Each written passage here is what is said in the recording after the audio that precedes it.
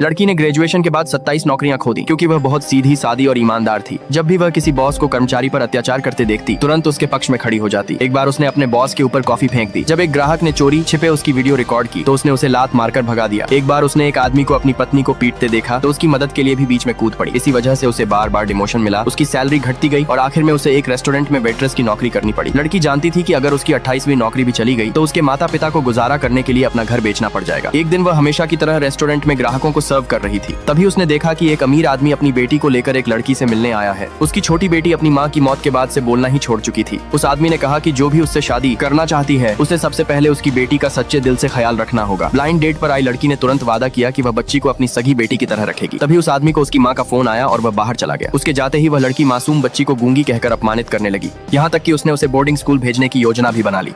ये देखकर वेट्रेस लड़की का गुस्सा फूट पड़ा। उसने पानी का गिलास उठाकर उस लड़की के ऊपर फेंक दिया। जब वह आदमी वापस लौटा तो उसने भी उस लड़की को तुरंत वहाँ से निकाल दिया। रेस्टोरेंट का मालिक वेट्रेस को नौकरी से निकालना चाहता था लेकिन लड़की ने कहा कि वह खुद ही इस्तीफा दे देगी। तभी उस अमीर आदमी ने उसके सामने $5 मिलियन का एक कॉन्ट्रैक्ट रख दिया। जब लड़की के माता पिता ने वह कॉन्ट्रैक्ट देखा तो उन्हें लगा कि उनकी बेटी ने फिर कोई मुसीबत खड़ी कर दी है और अब उन्हें भारी मुआवजा भरना पड़ेगा। लेकिन जब उन्हें पता चला कि यह नौकरी का कॉन्ट्रैक्ट है तो उन्हें चिंता हुई कि कहीं उनकी बेटी को कोई गलत काम तो नहीं करना पड़ेगा। तब लड़की ने समझाया कि वह आदमी उसे अपनी बेटी की सौतेली माँ बनाना चाहता है। अगर वह 1 साल के अंदर उसकी बेटी को दोबारा बोलने पर मजबूर कर दे तो उसे $5 मिलियन इनाम के रूप में मिलेंगे। ये सुनकर उसके माता पिता को भी लगा कि यह एक बेहतरीन मौका है। कुछ ही समय बाद वह आदमी लड़की को अपने घर ले गया। लड़की ने उसे पूरी रात जागकर बनाया हुआ अपना वर्क प्लान दिखाया जिसमें लिखा था कि वह हर दिन उसकी बेटी की देखभाल कैसे करेगी। घर पहुंचने के बाद उस आदमी ने सभी नौकरों से लड़की का परिचय अपनी नई पत्नी के रूप में कराया। लड़की ने छोटी बच्ची से कहा, मुझे लड़ना भी आता है और दूसरों को जवाब देना भी। अगर कोई तुम्हें तंग करेगा तो उसे पहले मुझसे निपटना होगा। यह सुनते ही छोटी बच्ची ने आगे बढ़कर उसे गले लगा लिया। कुछ ही दिनों बाद उस आदमी को बिजनेस ट्रिप पर जाना पड़ा। जाने से पहले उसने सभी नौकरों से कहा कि उसके लौटने तक घर का हर काम लड़की के आदेश के अनुसार होगा। उसके जाते ही एक नौकरानी जानबूझकर छोटी बच्ची के पास गई